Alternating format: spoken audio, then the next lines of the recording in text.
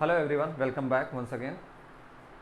आई hope आप सब अच्छे से एंजॉय कर रहे होंगे अपनी दिवाली वेकेशंस को। ओके, बीच बीच में थोड़ा थोड़ा सा पढ़ाई भी करते रहिएगा। हमने लास्ट लेक्चर्स में देखा था प्लाज्मा मेम्ब्रेन्स तक का हमने पूरा कवर अप कर लिया था। हम चैप्टर स्टार्ट किए हैं cell the base cell the cell. Okay, या आप किसी किसी क्लासेस में देखोगे cell the basic unit of life, ये सारी चीज़ें चैप्टर्स के नाम रहते हैं। कंटेंट सारा सेम ही है, हम उसी से आगे कंटिन्यू करेंगे, है ना। प्लाज्मा मेम्ब्रेन को हम देख रहे थे लास्ट लेक्चर में, उसी से हम थोड़ा सा और आगे कनेक्ट करने को ट्राई करते हैं। हम ये पहले रिवीजन कर लेते हैं। कल लास्ट लेक्चर में ये सारी चीज़ें हो गई हैं। By the way, plasma membrane है क्या?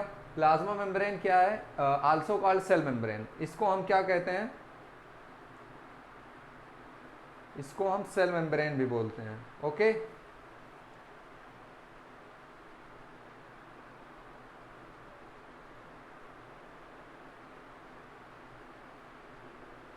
इसको हम सेल मेम्ब्रेन भी बोलते हैं।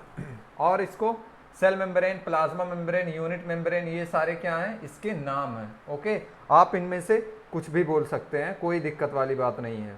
Okay, yes. और देखिए, जिसको डिस्कवर किया था थियोडोर शॉन ने 1839 में। Plasma membrane name was given by Nageli. Okay, boundary of each cell which separate the cytoplasm surrounding. कल मैंने आपको बताया था कि क्या करिए आप, देखिए ये कोई भी सेल है ना। मैंने आपको बताया था कि जहां पर भी प्लाज्मा मेम्ब्रेन की बात आएगी, आप वहां पे क्या सोचिएगा अपने माइंड में। वहां पे आप बस देखिएगा कि ये जो चीज़ है जिससे साइटोप्लाज्म, जो इसके अंदर का जो कंटेंट है, इसके अंदर का जो कंटेंट भरा हुआ है वाटर मॉलिक्यूल्स, ये सराउंडिंग से जो इसके चारों तरफ है उससे कौन सी लेयर उसको सेपरेट कर रही है, अलग कर रही है, यही चीज़ है हमारी प्लाज्मा मेम्ब्रेन। ओके, तो वही है। मैंने आपसे क्या कहा था कि आप बलून लेंगे, बलून इस तरह से, बलून में आप पानी डालेंगे, पानी को अच्छे से फिलअप करेंगे। पानी फिलअप करने के बाद आप देखेंगे कि यहाँ का जो वाटर कंटेंट है, यहाँ से मतलब ऐसे अगर आप हाथों में अपने लेंगे तो क्या होगा, आपके हाथों पे लगेगा नहीं वाटर। कौन सी चीज़ सेपरेट कर रही? वो जो पतली सी रबर की मेम्ब्रेन होगी ना, वही। तो जब आप प्लाज्मा मेम्ब्रेन की बात आएगी तो आप क्या अपने माइंड में वही बलून आप सोचोगे। ओके, तो ये है, ये चीज़ कल हमने देखी थी, है ना। Outer most covering in animal cell. Animal cell में अगर देखा जाए तो एनिमल सेल हमें पता है कि हमारे सेल के बाहर कोई भी और मेम्ब्रेन नहीं होता है ना। जैसे उसमें होता है प्लांट सेल्स में क्या होता है, वहाँ पे सेल वॉल प्रेजेंट होती है, यहाँ पे सेल वॉल प्रेजेंट नहीं होती। तो ये आउटर मोस्ट कवरिंग होता है एनिमल सेल्स में। लेकिन cell wall in case of plant cell में, outer most covering plant cell के केस में क्या हो जाएगा, प्लांट सेल हो, सॉरी सेल वॉल हो जाएगा। सेमी परमेबल और selectively permeable in nature. Semi permeable का मतलब क्या होता है? देखिए, सेमी परमेबल का मतलब ये होता है कि सपोज करो ये हमारा क्या है, सेल है, और ये हमारी सेल वॉल है, ये जो हमने येलो कलर का ड्रा किया हुआ है। ओके, तो सेमी परमेबल का मतलब ये हो रहा है कि सारी चीज़ें नहीं अंदर आएंगी, है ना। जिस चीज़ को लगेगा सेल को कि हाँ इसका आना चाहिए हमारे बॉडी के अंदर, है ना, बस उन्हीं चीज़ को सेल्स अलाउ करती है। इसी चीज़ को हम क्या कहते हैं, सेलेक्टिवली परमेबल। ओके, और सेमी परमेबल में क्या होता है, जो बेसिकली जो जनरली वाटर जो मॉलिक्यूल्स होते हैं वही अंदर आ पाते हैं। ओके, इस चीज़ को बहरहाल अभी हम आगे और ज़्यादा डिस्कस में देखेंगे जब हम आगे चलेंगे। फिर हमने क्या देखा था, फिर हमने देखा था फ्लूइड मोज़ेक मॉडल को। ये किसने दिया था? ये एक मॉडल है प्लाज्मा मेम्ब्रेन का। देखो, जब शुरू में जब माइंड में आया कि ये प्लाज्मा मेम्ब्रेन एक्चुअल में है क्या, तो एक साइंटिस्ट आए, उन्होंने एक मॉडल दिया। आपको पता है ना मॉडल क्या चीज़ होता है? जैसे आपके सामने कोई चेयर रखी हुई हो, है ना, आप उसका क्या एक इमेज बनाते हो, वही तो है मॉडल ना। लेकिन ये चीज़ कब पॉसिबल हो पाई? ये चीज़ पॉसिबल हो पाई थी कब? After the invent of electron microscope. Okay, electron microscope, ये चीज हम कब पता पाए थे? इलेक्ट्रॉन माइक्रोस्कोप के आने के बाद, है ना। जब इलेक्ट्रॉन माइक्रोस्कोप आ गया उसके बाद फिर हम चीज़ों को जान पाए थे। तो ये तो हो गई अपनी थोड़ी सी फ्लूइड मोज़ेक मॉडल के बारे में थोड़ी सी जान पहचान। एक्चुअल में है क्या, देखिए प्लाज्मा मेम्ब्रेन थी, ये जो सेल था, है ना, ये जो सेल था, ये जो हमारा सेल था, इसके ऊपर जो एक मेम्ब्रेन थी, ये जो मेम्ब्रेन थी वो एक्चुअल में कैसी है, वो किस चीज़ से मिलके बनी हुई है, ये कोई जान नहीं पाया था। ओके, तो एक साइंटिस्ट आते हैं सिंगर एंड निकोलसन, उन्होंने एक मॉडल दिया, उन्होंने बताया कि ये जो प्लाज्मा मेम्ब्रेन है वो इस चीज़ की मिलके बनी है। और वो चीज़ थी क्या, है ना, देखिए यहाँ पे है, एक लेयर ये हो गई, एक लेयर ये हो गई, है ना। पहले तो उन्होंने क्या बताया था कि ये लिपिड की बाई लेयर है, एक लेयर ये हो गई, है ना, उन्होंने क्या बताया था कि ये लिपिड की बाई लेयर है।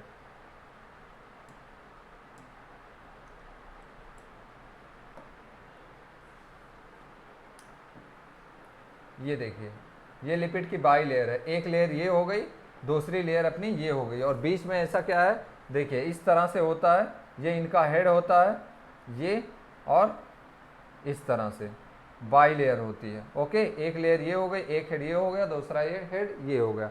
कल हम इसके बारे में डिस्कस किए थे, है ना।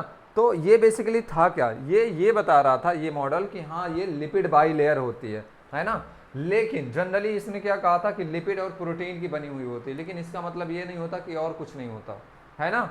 और भी इसमें बहुत सारी चीज़ें होती हैं, देखिए इसमें प्रोटीन्स भी हैं, कार्बोहाइड्रेट्स भी, सॉरी प्रोटीन तो ऑलरेडी है ही, लिपिड्स भी हैं, है ना, और कोलेस्ट्रॉल भी है, लेकिन बहुत कम अमाउंट में। अगर आप ज़्यादा देखोगे तो उसमें क्या है, सिर्फ लिपिड है और प्रोटीन्स है ना। इसीलिए इसको कहा गया था फ्लूइड मोज़ेक मॉडल। ओके, जैसे आप देखोगे जैसे समंदर में क्या होता है, आइसबर्ग आपने देखा ना, जैसे समंदर में तैर रहा होता है, उसी तरह से इसमें भी बताया गया था। आगे आगे हम उसको देख रहे हैं। इसके बाद फिर हमने देखा था एम्फीपैथिक क्या होते हैं, है ना, ऐसे मॉलिक्यूल्स जिनमें हाइड्रोफोबिक और हाइड्रोफिलिक प्रॉपर्टी पाई जाती है उसको हम एम्फीपैथिक कहते हैं। इसके बाद फिर हाँ ये चीज़ कल हम नहीं देखे थे, तो आज से हमारा लेक्चर यहाँ से स्टार्ट हो रहा है। देखिए यहाँ पे आपने टर्म सुना होगा परमेबल, इम्परमेबल, सेमी परमेबल, इसका मतलब क्या है ना, अभी जस्ट इसके पहले आया था, तो उसका मीनिंग क्या है। तो देखिए इम्परमेबल का मीनिंग होता है, यहाँ पे नाम से ही पता चल रहा है, इम्परमेबल का मीनिंग होता है कि वो किसी भी चीज़ को, किसी भी सब्सटेंस को अलाउ नहीं करती है टू पास थ्रू सेल या फिर इंटर करने में, है ना। जैसे अगर कोई भी मेम्ब्रेन अगर ऐसी है, कैसी है, इम्परमेबल टाइप की है, तो वो किसी भी चीज़ को अपने बॉडी में आना अलाउ नहीं करती है ना।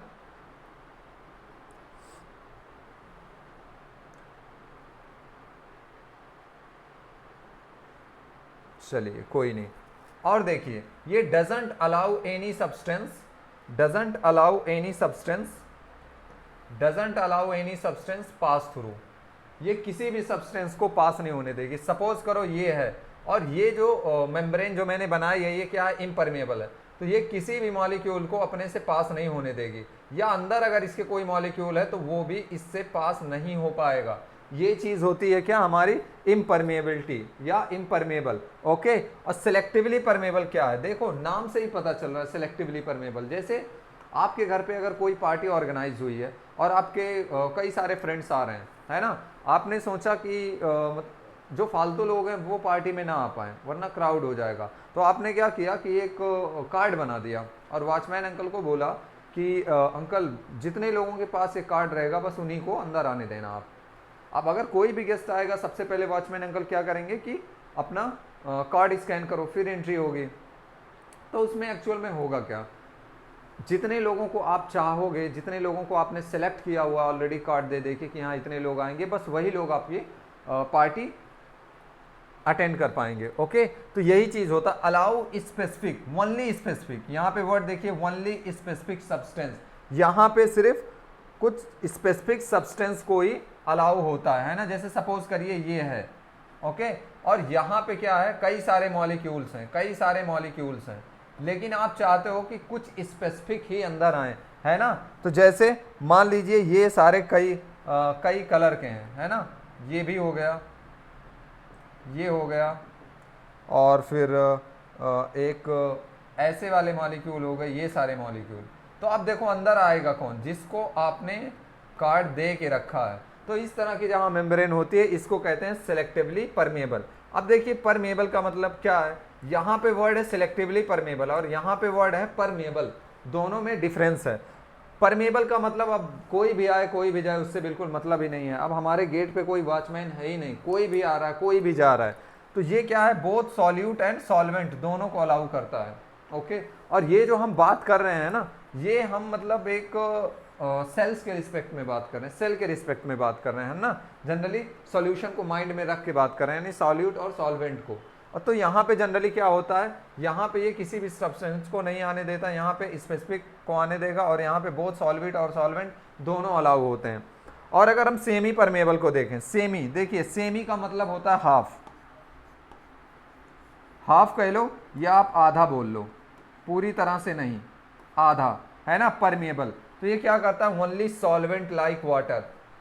जैसे कोई सॉल्यूशन है, सॉल्यूशन किस किस चीज़ से मिलके बनता है, अगर आपको याद होगा तो सॉल्यूशन इज इक्वल टू होता है solute plus solvent, solute plus solvent, है ना, सॉल्यूट प्लस सॉल्वेंट। अब ज़रा देखिए आप, यहाँ पे यहाँ पे क्या कहा है, सॉल्वेंट, और यहाँ पे जैसे सपोज करो आपने एक बॉटल पानी ली, आपने एक बॉटल पानी लिया, पानी लेने के बाद आपने इसमें क्या किया, कुछ भी मिक्स कर दिया। ओके, तो अब ये नॉर्मल वाटर से अब ये क्या हो गया, अब ये एक सॉल्यूशन हो गया। ओके, और सॉल्यूशन में है क्या, एक तो चीज़ वो है, जैसे एक तो इसमें वाटर है और सपोज करो मैंने इसमें शुगर ऐड कर दिया, तो अब ये दो चीज़ें हो गई, है ना।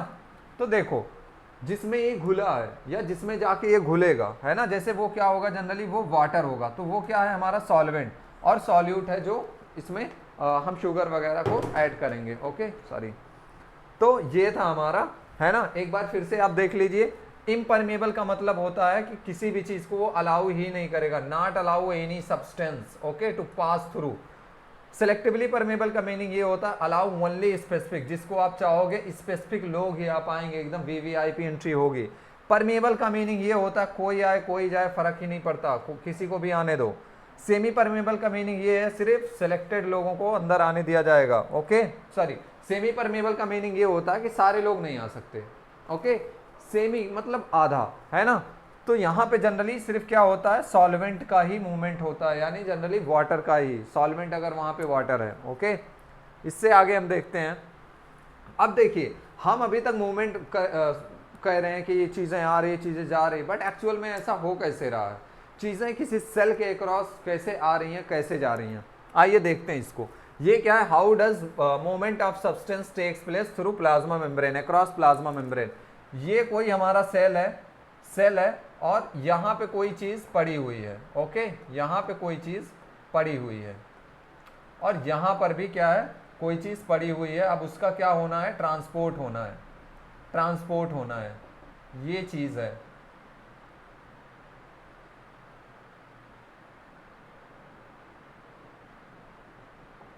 है ना। तो ये चीज़ें अक्रॉस सेल मेम्ब्रेन, ये जो हमारा सेल मेम्ब्रेन है इसके थ्रू आती जाती कैसी है ना। तो जनरली ट्रांसपोर्ट जो होता है ना वो मेनली टू टाइप्स का होता है। कौन कौन सा होता है, एक हो गया हमारा एक्टिव ट्रांसपोर्ट, दूसरा हो गया हमारा पैसिव ट्रांसपोर्ट। अब ज़रा देखिए एक्टिव और पैसिव में डिफरेंस क्या है ना। और फिर आप अभी देखोगे पैसिव के दो टाइप भी होते हैं है ना। आइए पहले देखते हैं एक्टिव ट्रांसपोर्ट में high concentration to low concentration, है ना, जो इसका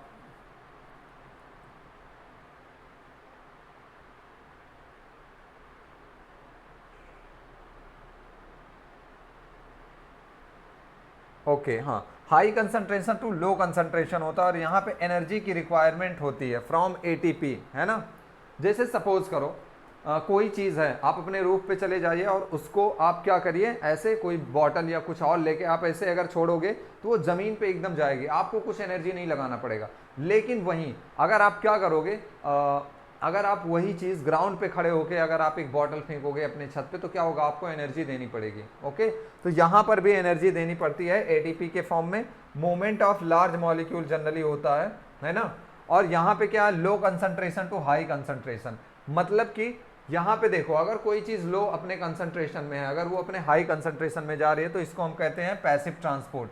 जैसे यहाँ पे कोई चीज़ यहाँ लो कंसंट्रेशन में, यहाँ पे हाई कंसंट्रेशन में, यहाँ पे जनरली एनर्जी की रिक्वायरमेंट नहीं होती और यहाँ पे स्लो मूवमेंट होता है और only small air water molecule से क्या करते हैं, इसके थ्रू करते हैं। इस चीज़ को और थोड़ा ब्रॉड में देखेंगे। अब ये जो हमारा पैसिव ट्रांसपोर्ट है, ये क्या है, ये भी एक पैसिव ट्रांसपोर्ट, सॉरी डिफ्यूजन जो है हमारा एक पैसिव ट्रांसपोर्ट का ही टाइप होता है ना।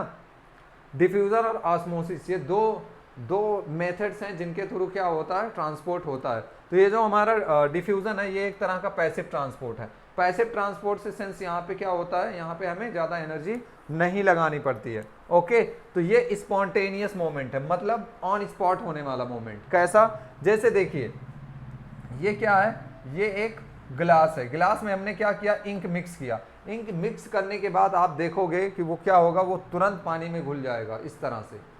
ये अपने हाई कंसंट्रेशन से, from higher concentration to lower concentration,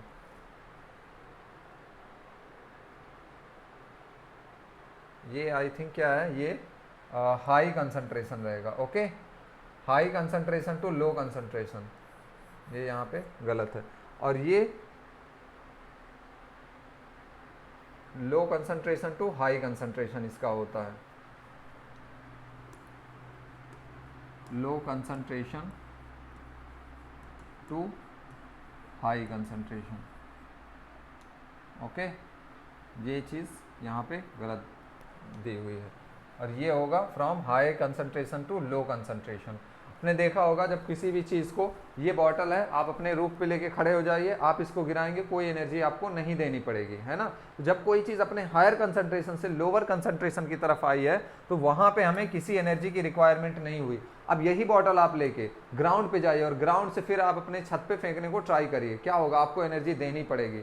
तो यहाँ पे क्या होता है, from high concentration to high concentration to high concentration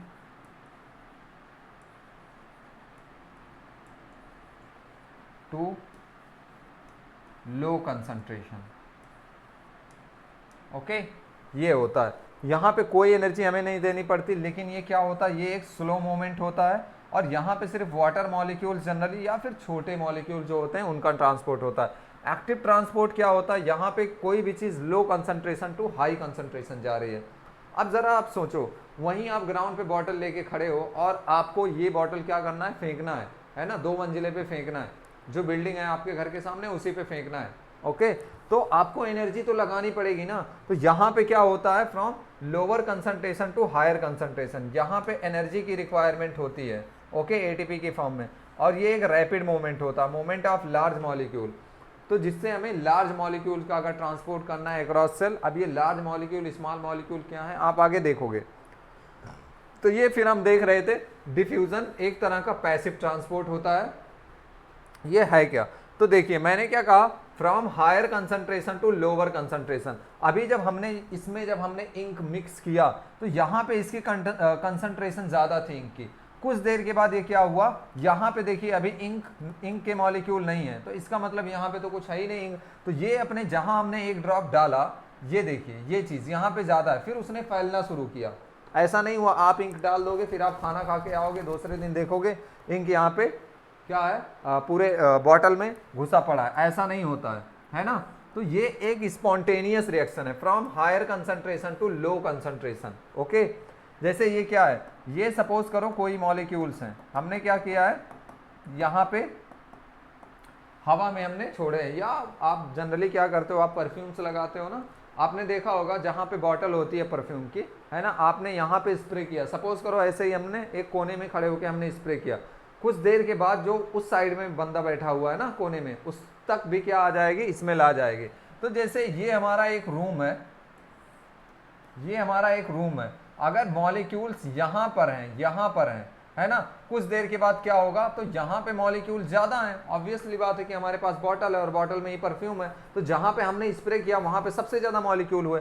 फिर कुछ देर के बाद क्या होगा, ये पूरे रूम में इस तरह से फैल जाएंगे और जो इसके कांटेक्ट में आएगा उसको लगेगा कि यार कितना अच्छा परफ्यूम लगाया किसी ने, है ना, ये चीज़ होगा।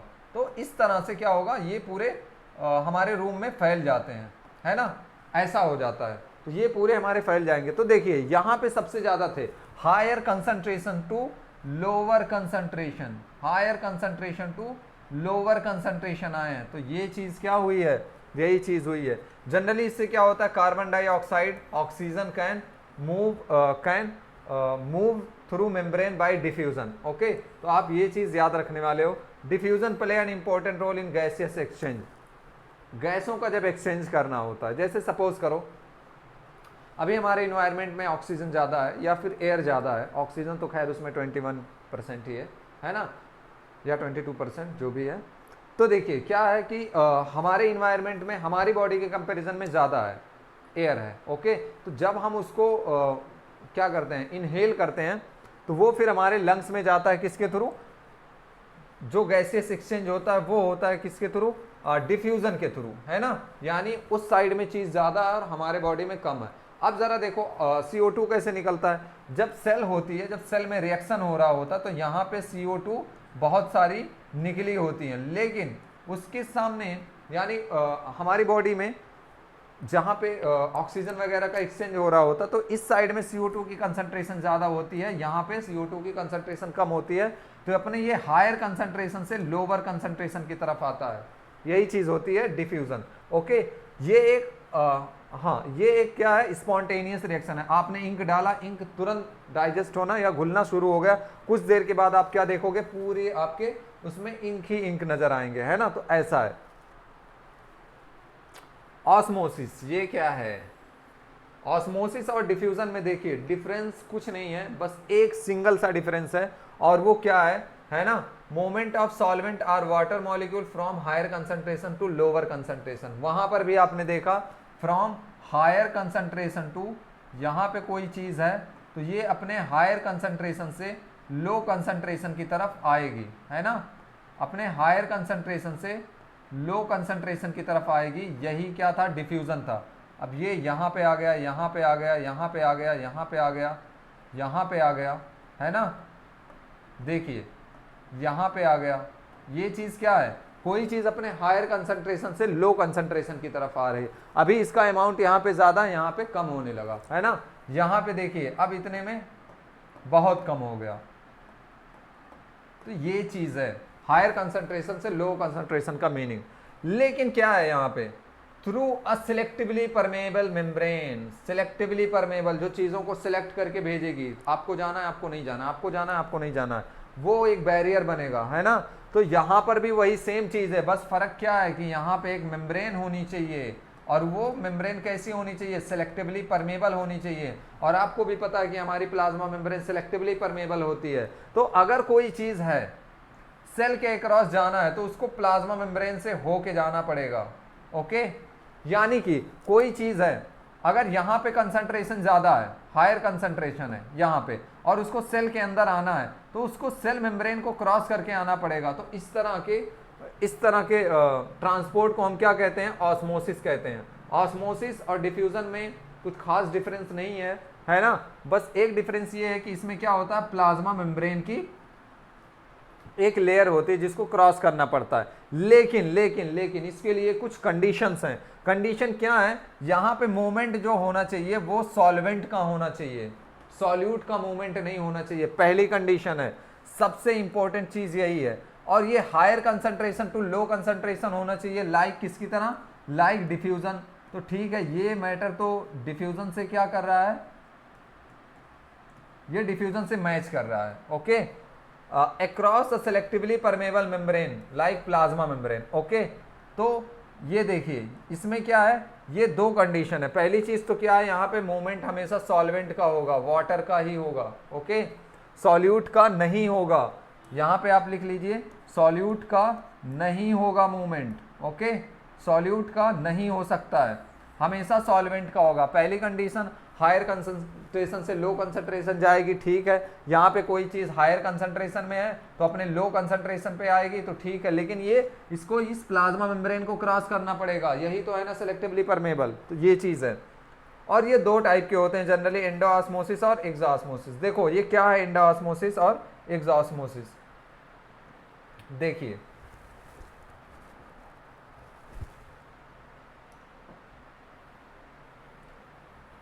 एंडोऑस्मोसिस का मतलब है, एंडोऑस्मोसिस का मतलब है इन, जब कोई चीज अंदर आएगी, है ना। एंडोऑस्मोसिस नाम से ही पता चल रहा है, क्या पता चल रहा है कि ये अंदर आएगी। एक्सोऑस्मोसिस का मतलब अगर कोई चीज अपने हायर सेल से अगर बाहर जा रही है, ये है, अगर यहाँ पे सेल के अंदर आ रहा है, यहाँ नहीं, सेल के बाहर कंसंट्रेशन ज़्यादा है और सेल के अंदर कंसंट्रेशन कम है, तो अगर सेल के अंदर आ रहा है तो इसको हम क्या बोलते हैं, एंडोऑस्मोसिस। और यही चीज़ दूसरी चीज़ अगर आप देखेंगे तो अगर कोई चीज़ सेल के अंदर कंसंट्रेशन ज़्यादा है और वो बाहर की तरफ जा रही है तो ये क्या होगा, एक्सोऑस्मोसिस, यानी बाहर जाना, एग्जिट होना, है ना, बाहर जाना, एग्जिट होना, ये चीज़ है हमारी। और फिर आइए नेक्स्ट देखते हैं अभी और क्या है, types of solution on the basis of concentration. Concentration के बेसिस पे जनरली हम सॉल्यूशंस को 3 पार्ट में डिवाइड करते हैं। कौन कौन सा, पहला होता है आइसोटोनिक सॉल्यूशन। आइसोटोनिक सॉल्यूशन वो सॉल्यूशन होते हैं जिसमें concentration of the solution outside the equal of the concentration of cytoplasm of the cell is called as isotonic solution. देखिए सिंपल लैंग्वेज में समझिए, हम ये सेल्स के रिस्पेक्ट में बात कर रहे हैं। जो आइसोटोनिक सॉल्यूशंस होते हैं उनमें जनरली कंसंट्रेशन, है ना, नियरली इक्वल होता है, okay, in comparison to cell. तो यानी उसमें कोई मूवमेंट नहीं होगी। सपोज करो ये हाइपरटोनिक सॉल्यूशन है, इसका भी क्या है, concentration as it is same है, बहुत ज़्यादा डिफरेंस नहीं है, तो इसमें क्या होगा, इसमें कोई रिएक्शन नहीं होती, यानी इसमें हम किसी सेल को डालेंगे तो उस पर कोई इफेक्ट नहीं आएगा। और वहीं पे देखा जाए अगर हाइपरटोनिक सॉल्यूशन क्या होता है, concentration of solution outside the cell is more than that inside the cell. Hypertonic में क्या हो रहा है, कंसंट्रेशन यहाँ पे मोर देन हो जा रही है, more than inside the cell, ज़्यादा है, तो इसमें अगर हम कुछ डालते हैं तो वहाँ पे क्या हो जाता है, श्रिंक हो जाता है, प्लाज्मोलाइज्ड हो जाता है या श्रिंक हो जाता है, ओके। और इसके बाद देखते हैं हाइपोटोनिक। हाइपोटोनिक नाम से ही पता चल रहा है, यहाँ पे concentration of solution outside the cell is lesser than होता है cytoplasm, it is called hypotonic solution. इसमें क्या होता है, सेल स्वेल कर जाता है, ये चीज़ आप याद रखोगे, श्रिंक किस में करता है, स्वेल किस में करता है, और किस में कोई इफेक्ट नहीं होता। यहाँ पे हम लिखेंगे नो इफेक्ट, सॉरी, यहाँ पे आप क्या लिखोगे,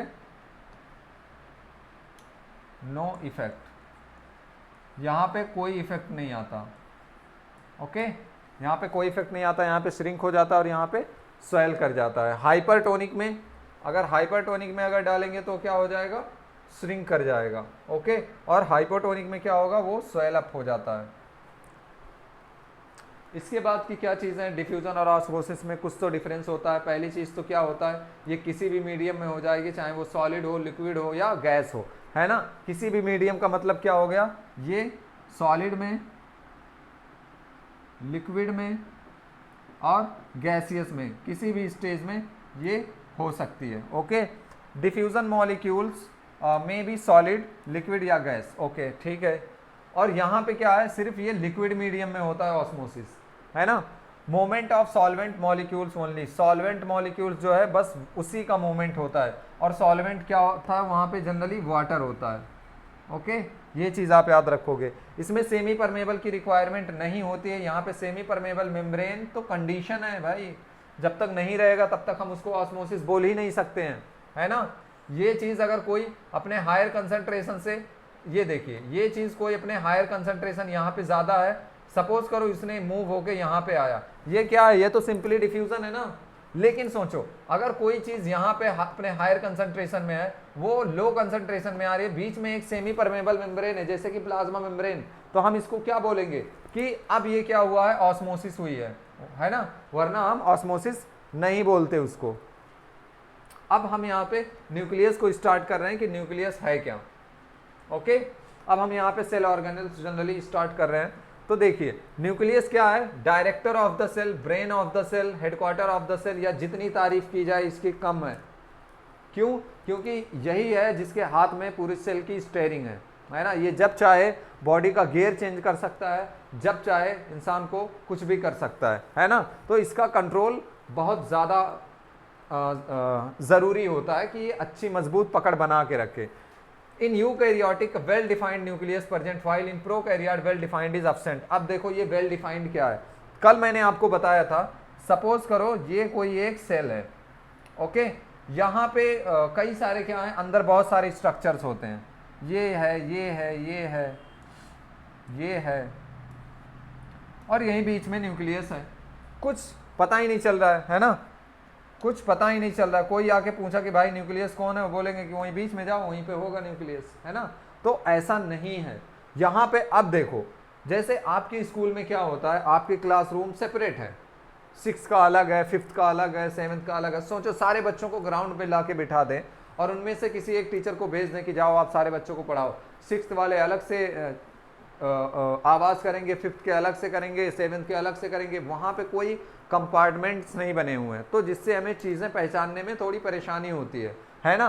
तो यहाँ पे क्या था, तो ये जो हमारे प्रोकैरियोटिक जो सेल थे, यानी पुराने वाले जो सेल थे, उसमें कुछ ऐसा नहीं था, कंपार्टमेंट नहीं था, तभी तो हम उसको पुराना कहते हैं। और हमारे नए में क्या है, हमारे नए में फीचर है कि हम यहाँ पे कंपार्टमेंटलाइजेशन हो गई है ना। जनरली इसका शेप ओवल होता है, स्फेरिकल होता है ना। अब जरा देखते हैं इसमें है क्या, न्यूक्लियस को हम ड्रॉ करके देखते हैं कि इसमें है क्या। देखिए न्यूक्लियस जनरली क्या होता है, सेंटर पे होता है, लेकिन ये कोई ज़रूरी नहीं है। आप प्लांट सेल में देखेंगे वहाँ पे एक वैक्यूल होता है, वैक्यूल उसको खींच के साइड में कर देता है। आइए ज़रा हम एक न्यूक्लियस को ड्रॉ करते हैं, है ना।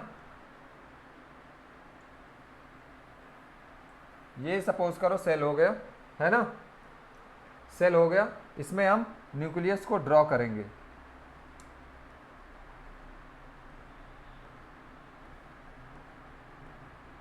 इस तरह से ये एक डबल मेम्ब्रेनस स्ट्रक्चर होता है, ये आप याद रखोगे। अभी बाय द वे मैं बताऊंगा भी, है ना, लेकिन फिर भी आप इसको याद रखोगे। इस तरह से डबल मेम्ब्रेनस स्ट्रक्चर होता है। इसके अंदर क्या होते हैं, क्रोमैटिन फाइबर्स पड़े हुए होते हैं, क्रोमैटिन फाइबर्स। अब ये क्या होते हैं सर, देखते हैं अभी भी इनको, है ना। ये क्या होते हैं, इस तरह से इनमें धागे लिपटे हुए होते हैं। इनको हमने क्या नाम दिया, क्रोमैटिन। यहाँ पे अगर आप देख पा रहे हो तो यहाँ पे धागे हैं खूब सारे, है ना, जिनको हमने नाम दिया क्रोमैटिन। इसके बाद क्या है, न्यूक्लियोप्लाज्म। इसके अंदर मैंने बताया था कि जो फ्लूइड भरा हुआ होता है उसको हम क्या कहते हैं, न्यूक्लियोप्लाज्म, यानी न्यूक्लियस का प्लाज्मा, यानी न्यूक्लियस का वाटर, ओके। और ये न्यूक्लियर एनवेलप, एनवेलप का मतलब क्या होता है, एनवेलप का मतलब होता है लिफाफा। आप शादियों में जाते हैं, लिफाफे में खूब सारा पैसा रख के लेके जाते हैं, सामने वाले को दे देते हैं, है ना। तो वही होता है न्यूक्लियर एनवेलप, यानी न्यूक्लियस का लिफाफा। देखिए ये चीज़ है, ऐसे है, ऐसे है ना। और ये है न्यूक्लियर पोर, मतलब कि न्यूक्लियस के अंदर जो भी मटेरियल बनना होगा वो इसी के थ्रू बाहर जाएगा, या अगर कोई चीज़ न्यूक्लियस में आनी होगी तो इसी के थ्रू आएगी। यानी ये पोर होते हैं। देखिए मैंने जॉइंट्स नहीं बनाए हैं, यहाँ पे कुछ कुछ खाली बनाए हैं, तो ये होते हैं हमारे न्यूक्लियर पोर। और यहाँ से फिर एक ऑर्गेनेली स्टार्ट होती है, जिसको हम क्या कहते हैं, एंडोप्लाज्मिक रेटिकुलम। ये है हमारी एंडोप्लाज्मिक रेटिकुलम, किससे, डायरेक्ट हमारे न्यूक्लियस से ही कनेक्टेड होती है, ओके। तो ये है एंडोप्लाज्मिक रेटिकुलम। और एंडोप्लाज्मिक रेटिकुलम अभी जब आप आगे पढ़ोगे तो आप देखोगे कि ये 2 तरह की होती है। और ये राइबोसोम है। राइबोसोम क्या करता है, बहुत इंपॉर्टेंट फंक्शन है इसका प्रोटीन सिंथेसिस में। तो ये तो है हमारा न्यूक्लियस। इसका देखिए थोड़ा सा पढ़ लेते हैं, स्ट्रक्चर क्या है। It is made up of the following 4 content. सबसे पहली चीज होती है इसमें न्यूक्लियर एनवेलप। अब जरा आप देखो कि ये न्यूक्लियर एनवेलप है क्या, ये चीज जो मैंने आपको दिखाई न्यूक्लियर एनवेलप, ये है क्या। Nucleus is surrounded by 2 membrane that separate the nucleoplasm from cytoplasm. 2 membrane से सेपरेटेड है। कौन से 2 मेम्ब्रेन है, ये है, देखिए पहली तो मेम्ब्रेन ये हो गई और दूसरी मेम्ब्रेन ये हो गई। जो क्या कर रहा है, न्यूक्लियोप्लाज्म जो इधर का प्लाज्मा है और यहाँ का जो साइटोप्लाज्म है, मैंने यहाँ सेल में इसलिए बनाया क्योंकि यहाँ पे अगर आप देखोगे तो यहाँ पे साइटोप्लाज्म है और इसके अंदर जो फ्लूइड भरा हुआ है वो क्या है, वो एक न्यूक्लियोप्लाज्म है। तो साइटोप्लाज्म को न्यूक्लियोप्लाज्म से थोड़ा सा सेपरेट रखता है, वैसे ही जैसे यहाँ पे सेल मेम्ब्रेन साइटोप्लाज्म को आउटर इन्वायरमेंट से थोड़ा सा सेपरेट कर रहा था।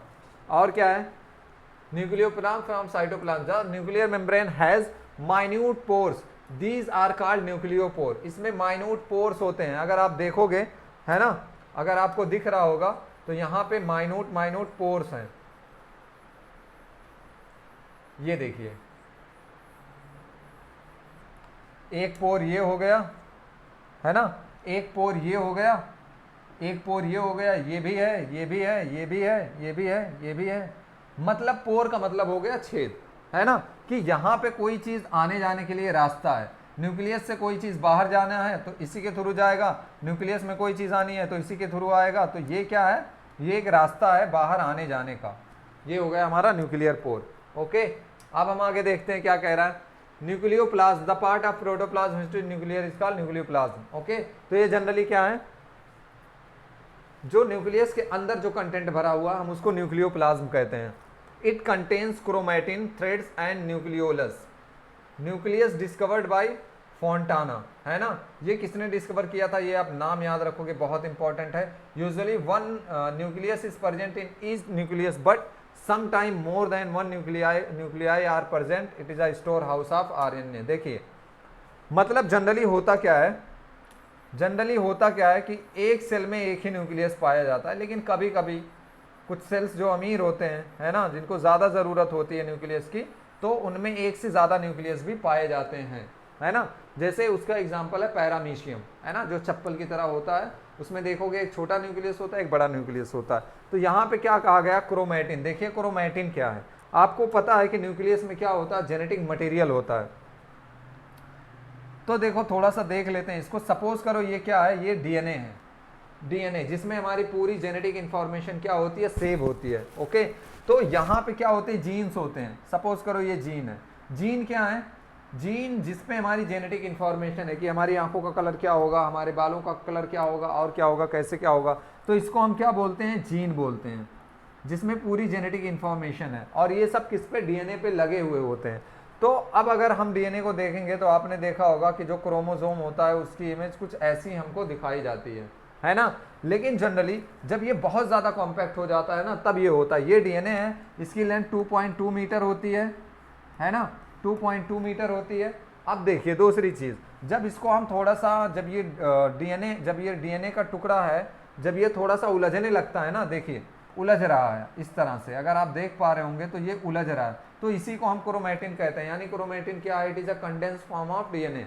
ओके, एंडोप्लाज्मिक रेटिकुलम को हमें अभी नहीं देखना, अभी हम देखेंगे।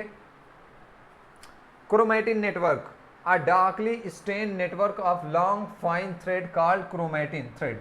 Chromatin threads are intermingled with another forming a network. These are made up of DNA and protein. और यहाँ पे कौन सी प्रोटीन होती है, हिस्टोन। ओके, कौन सी प्रोटीन होती है, हिस्टोन प्रोटीन होती है यहाँ पे।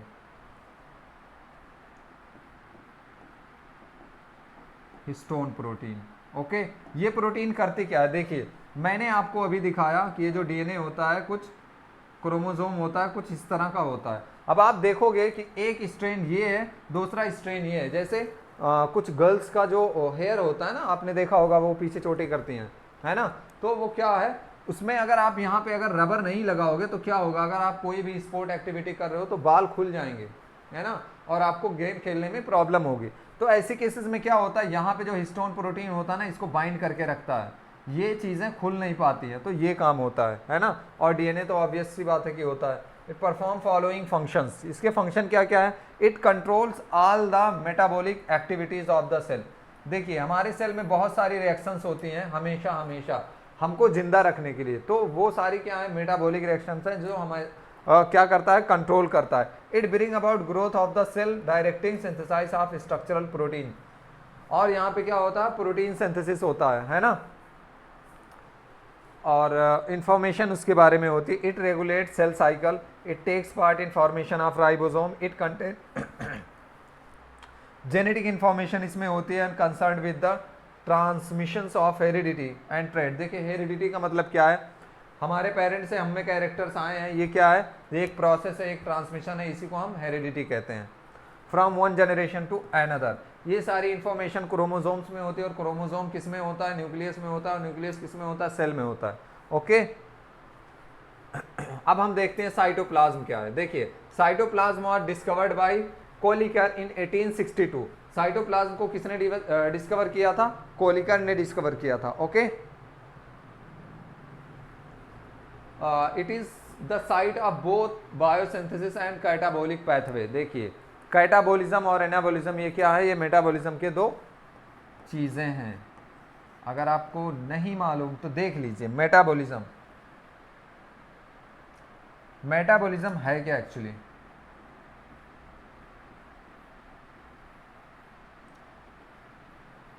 मेटाबॉलिज्म हमारे, आपको भी पता है कि हमारे सेल्स में हमेशा कुछ ना कुछ रिएक्शंस चलती रहती हैं, है ना। अगर वो रिएक्शन बंद हो जाएंगे तो हम भी बंद हो जाएंगे, हम भी स्विच ऑफ हो जाएंगे। तो हमको जिंदा रखने के लिए जो जो रिएक्शंस हो रही होती हैं उन सबको मिला के हम मेटाबॉलिज्म कहते हैं। मेटाबॉलिज्म दो तरह के होते हैं, एक होते हैं कैटाबॉलिज्म और एक होते हैं एनाबॉलिज्म। कोई चीज़ बन रही होगी तो कोई चीज़ टूट रही होगी, कोई चीज़ है जो टूट रही होगी तो हमें क्या होगा कि एनर्जी वहाँ पे देनी पड़ेगी। जब कोई चीज़ वहाँ पे टूट के निकलेगी तो वहाँ से हमें एनर्जी मिलेगी। तो ये सारी चीज़ें होती है मेटाबॉलिज्म में, है ना। इसके बाद क्या है, कैटाबॉलिज्म और एनाबॉलिज्म। आप इतना याद रखो कि जो पूरा रिएक्शंस है ना उन सबको हम मिला के बोलते हैं एनाबॉलिज्म। और क्या है, it is the site of both synthesis of हाँ कैटाबोलिक पैथवे। अब इसमें देखो दो चीज़ें होती है, साइटोसोल। देखो ये चीज़ है सेल के अंदर, ये पूरा कंटेंट भरा हुआ है, इसी को मैंने क्या बताया था कि ये साइटोप्लाज्म है। तो इसमें लिक्विड होता है, तो ये क्या है साइटोप्लाज्म, हाँ cytosol soluble part of contains various fibrous proteins forming cytoskeleton. छोड़ दो अभी, अभी आपको आगे मैं दिखाऊंगा cytoskeleton. Cytoplasmic inclusions in the cell cytoplasm there are present numerous living and non living structures, है ना। Collectively called cytoplasmic inclusion. छोड़ो जाने दो। साइटोप्लाज्म क्या होता है बेसिकली कि ये जो लिक्विड कंटेंट होता है इसी को हम साइटोप्लाज्म कहते हैं। दो पार्ट्स होते हैं, साइटोसोल होता है और साइटोप्लाज्मिक इंक्लूजन होता है। Non membranes cell organelles. अब हम सेल ऑर्गेनल्स को एक एक करके पढ़ेंगे, जरा देख लेते हैं, है ना। यहाँ पे कोई तो चीज़ है जो क्या है नॉन मेम्ब्रेनस, इसको जरा सा मिडिल में ले आते हैं, थोड़ा आपको विजिबल होगा। ओके यस, ये आप एक जगह पे नोट डाउन कर लोगे। ओके ये आप क्या करोगे, एक जगह पे नोट डाउन कर लोगे। यहाँ से क्वेश्चंस आते ही आते हैं, है ना। यहाँ से क्वेश्चंस आते हैं कि कौन सा सेल ऑर्गेनल्स नॉन मेम्ब्रेनस है, मतलब यहाँ पे कोई मेम्ब्रेन नहीं प्रेजेंट है, नो मेम्ब्रेन प्रेजेंट। ओके यहाँ पे no membrane present, no membrane present.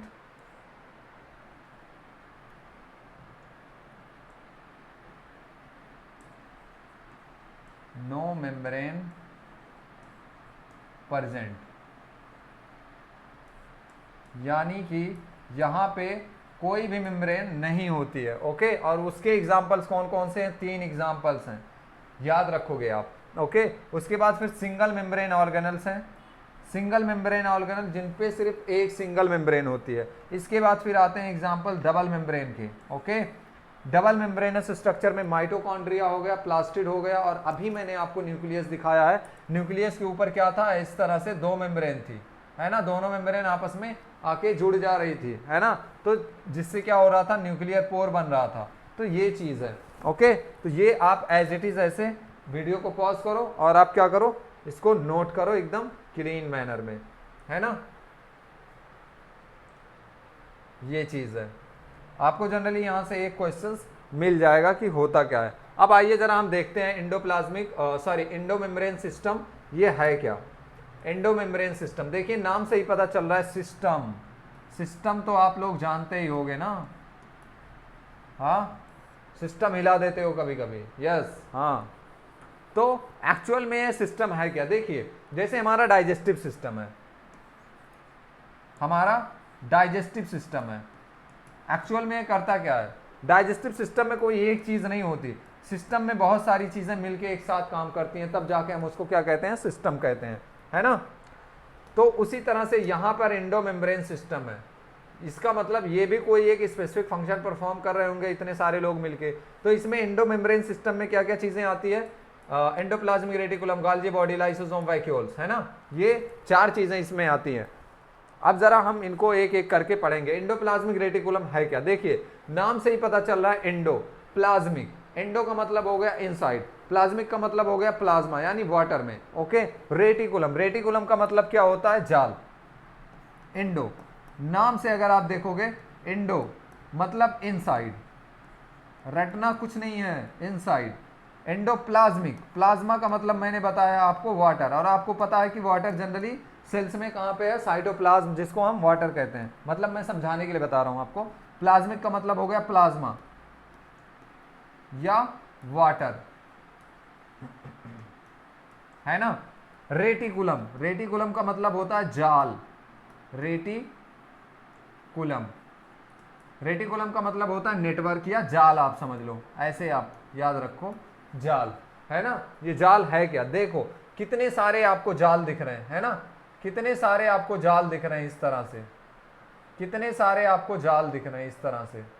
इंसान जाए तो फंस जाए, भूल भुलैया है ये, किधर से निकलेगा किधर से जाएगा कुछ पता नहीं, है ना। ये है ना, इस तरह का जाल है। बीच में क्या है, मैंने आपको क्या बताया था कि ये न्यूक्लियस है। ओके, न्यूक्लियस से वो लग के स्टार्ट होती है। यहाँ पे न्यूक्लियर पोर है ना। न्यूक्लियर पोर वही जो छेद था, जो रास्ता है, जो जिससे न्यूक्लियस का मटेरियल बाहर आता है या फिर कोई चीज़ न्यूक्लियर में जाना होता है। और ये न्यूक्लियर एनवेलप है जो मैंने अभी आपको दिखाया है ना। सिस्टर्नी क्या होते हैं और सिस्टर्नल स्पेस क्या है, राइबोसोम। देखिए अब ये जो एंडोप्लाज्मिक रेटिकुलम है ना, ये दो तरह के होते हैं।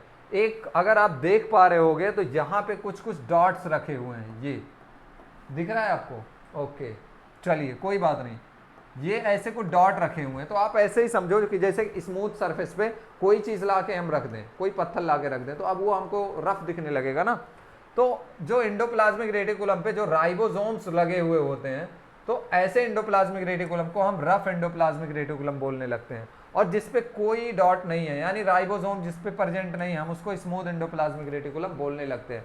और ये है क्या, बहुत इंपॉर्टेंट सेल ऑर्गेनल है ना। देखते हैं, it is the network of membranous structure, it is a network of membranes present in the cytoplasm. ये एक नेटवर्क है साइटोप्लाज्म के जो कहाँ पे प्रेजेंट है। It was discovered by Porter, Kyles and Fullam. Okay, ये आप नाम याद रखोगे, आप याद रखोगे, थोड़े से नाम टेढ़े टेढ़े हैं बट कोई बात नहीं। These are present in cell accept prokaryotes and mammalian. ये किस में प्रेजेंट होते हैं, these are present in all sales accept prokaryotes. ये प्रोकैरियोट्स में नहीं प्रेजेंट होते हैं और मैमेलियन में नहीं प्रेजेंट होते हैं। मैमेलियन एरिथ्रोसाइट मतलब क्या, आरबीसी, है ना, RBC. These are made up of 3 components. ये 3 चीज़ों से मिलके बने हैं, सिस्टर्ने और वेसाइकल्स। ये हैं क्या जनरली, आइए देखते हैं सिस्टर्नी क्या है, पढ़ लेते हैं। These are flattened unbranch sac like structures, they are in stock piles. ये देखिए इस तरह से सिस्टर्नी, ये है स्टॉक लाइक जो स्ट्रक्चर है, ये चीज क्या है, सिस्टर्नी है ना। इस तरह से जो है piles to one another tubules. These are irregular branching of element which form a network along with elements. These are often free to ribosomes. Vesicles, these are oval or rounded vacuoles like elements. Often occurs in isolated in the cytoplasm matrix. They are usually free. कोई नहीं समझते हैं इस चीज़ को क्या है ये। Okay, और इसका फंक्शन क्या है। It is only organelles which can move within a cell, so it serve a channel for the transport of materials. ये इसका फंक्शन क्या होता है, ट्रांसपोर्ट ऑफ मटेरियल का होता है। Okay, between various regions of cytoplasm and between cytoplasmic nucleus is also function है cytoplasmic framework to provide space for the biochemical activities. It forms endoskeleton structure. Endoskeleton structure को अभी आप रहने दो, हम आगे डिस्कस करेंगे।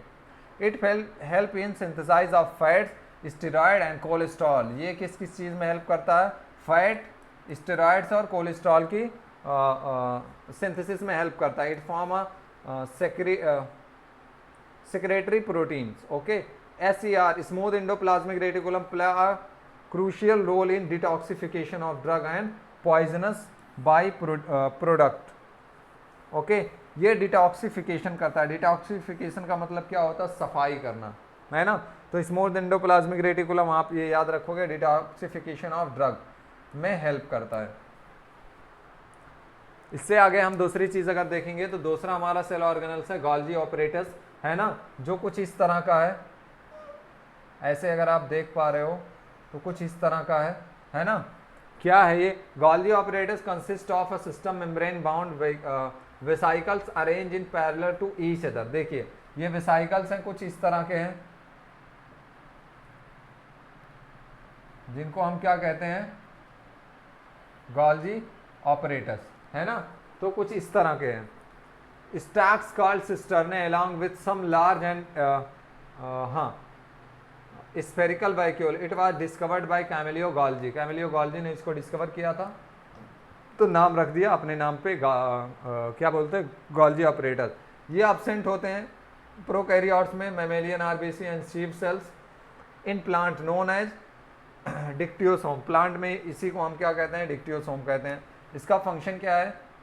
It help in formation of middle lamella, it is secretary in nature. ये कुछ तो सेक्रेट करते हैं। देखिए अभी आपने देखा कि जो हमारा एंडोप्लाज्मिक रेटिकुलम है वो कोई तो चीज़ क्या कर रहा है, यहाँ पे भेज रहा है। तो ये इस तरह से इस फॉर्म में मटेरियल्स आए, इसमें गए, और यहाँ पे फिर फर्दर क्या होगा, पैकेजिंग होगी, है ना, और उनको क्या किया जाएगा, थोड़ा सा मॉडिफाई किया जाएगा। जैसे आप ऐसे समझो कि कोई शर्ट की फैक्ट्री है, एक जगह पे शर्ट बनेगा, सपोज करो जो एंडोप्लाज्मिक रेटिकुलम है उसने शर्ट को बनाया, शर्ट को बनाने के बाद उसने गोल्जी ऑपरेटर्स के पास भेज दिया। अब गोल्जी ऑपरेटर्स उसमें क्या करेगा, उसमें बटन्स लगाएगा, जो भी थोड़ा सा क्या बोलते हैं कलर वगैरह करना है वो करेगा, फिर उसको पैक करके बॉक्स में डाल के आगे भेज देगा। बस यही काम इसका होता है।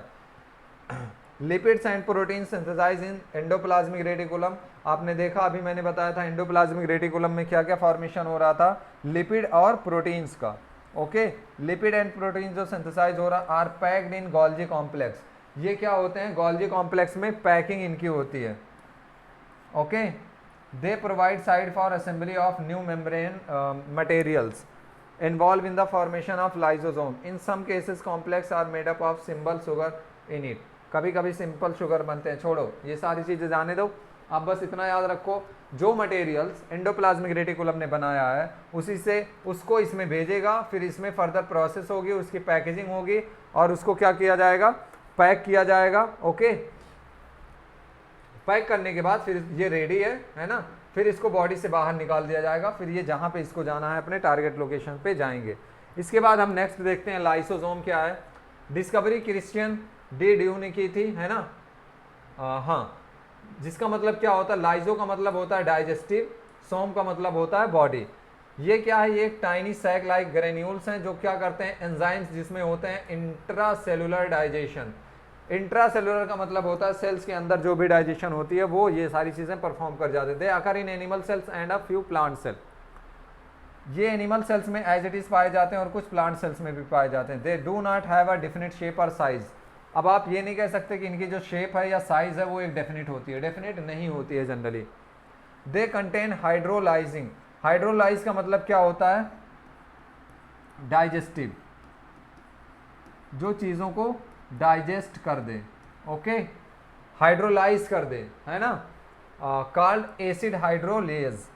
इसका फंक्शन क्या होता है, देयर मेन फंक्शन ऑफ फैगी मतलब digestion, they are kind of waste disposal. देखो ये सारी चीज़ें छोड़ो, बस आप इतना समझो, जो लाइसोसोम होता है वो कोई एक इस तरह का पाउच होता है जिसमें एंजाइम्स भरे हुए होते हैं, और वो एंजाइम्स कौन से हैं, हाइड्रोलेज, यानी वो किसी के कांटेक्ट में अगर आएंगे तो वो हाइड्रोलाइज हो जाएंगे। ओके, तो ये क्या करता है, ये बहुत हेल्प करता है जब हमारे बॉडी में जब फॉरेन पार्टिकल्स जब आ जाते हैं, कुछ जो हमारे बॉडी के लिए फ़ायदेमंद नहीं होते हैं, तो वो उनको जाके डाइजेस्ट कर देता है, पकड़ता है और पहचानता है और पूरी तरह से डाइजेस्ट कर देता है फॉरेन मटेरियल्स को।